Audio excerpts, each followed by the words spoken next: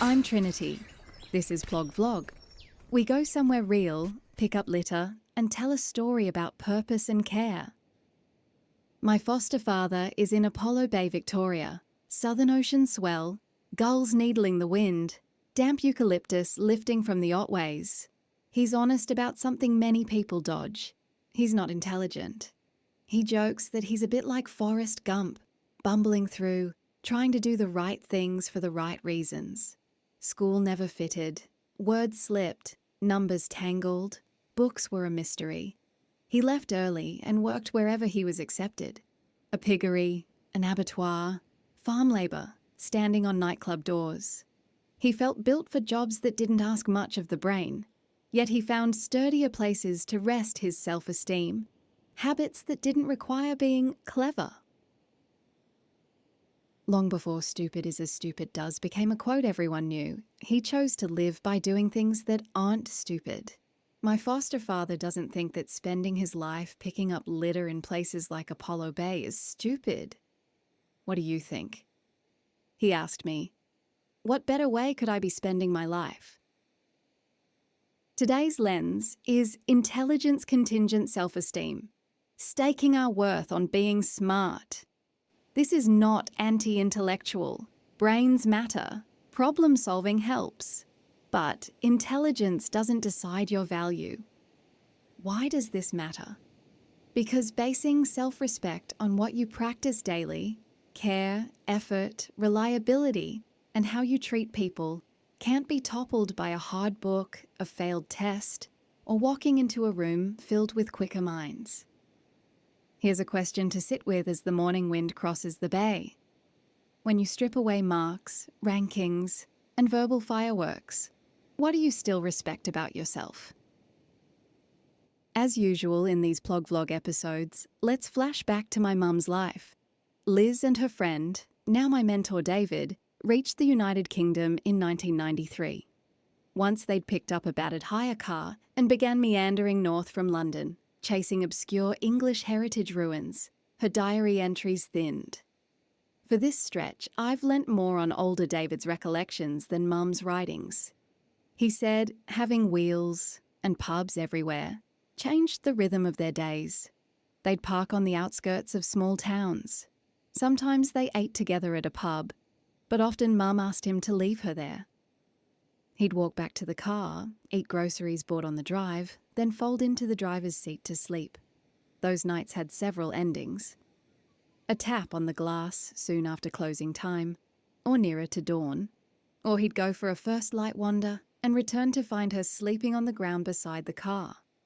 He tried early on to find her in the mornings, but it never worked, so he had to accept there wasn't anything he could do to keep her safe. Focusing back on Apollo Bay, and this chapter about self-esteem, the pillars we base it on, and what collapses with time and adversity. In Mount Gambier, we named the cost of tying our value to social status. In Portland, we examined esteem based on winning. Along the 12 Apostles, we stood under stone that dwarfs tiny human scoreboards. Here, I'm thinking about intelligence. Intelligence-contingent esteem feels safe if you've always topped the class. You get quick praise for being bright, gifted, perhaps a natural. The trap is brittleness. One subject won't click, one room where your words arrive second, one colleague who sees angles you miss and your worth wobbles. Suddenly, you feel like an imposter. You start avoiding challenges that might expose you, or you armor up with jargon and defensiveness. My foster father's way, IQ irrelevant but curious and steady, points to another foundation. He bases esteem on what doesn't require a high score. Learning to live a useful life, noticing what's in front of him, showing up for unglamorous work, sharing what he learns in case it helps someone feel more valuable. He knows what he can't do and practices what he can. When he teaches himself a new skill, or reads a page twice and gets it the third time, or leaves a shoreline cleaner than he found it, he counts it as real progress. No special cleverness, just attention and follow through. If you want a practical lane, Choose esteem targets that are under your control and repeatable. Keeping promises, listening before speaking, asking good questions, finishing small tasks, tidying the oases in this world. Intelligence can assist all of these, but none depend on being the smart one. They depend on care. Let's state a note for those who love brains and books. Cognitive ability is a tool, and it's unevenly distributed. Some process language faster, some see number patterns, some retain spectacularly by rote. Practice and early conditions contribute. Socioeconomic status, perhaps even more. None of that decides who you must be. What shapes the feel of your days is the design of your lanes. What you reward yourself for, what you practice, and how you treat the people within arm's reach. You choose. Apollo Bay sits where the Otway forests lean over the sea. Timber mills, fishing, and seasonal tourism shaped this place. But the deeper pattern is meeting points: rainforest and reef, labour and weather, careful seamanship, and an indifferent ocean. People here respect skill, yes, but also reliability. Show up, mend the net, check the lines, mind the swell. That's a kind of intelligence too, the practical kind. I grew up being told I was good with words.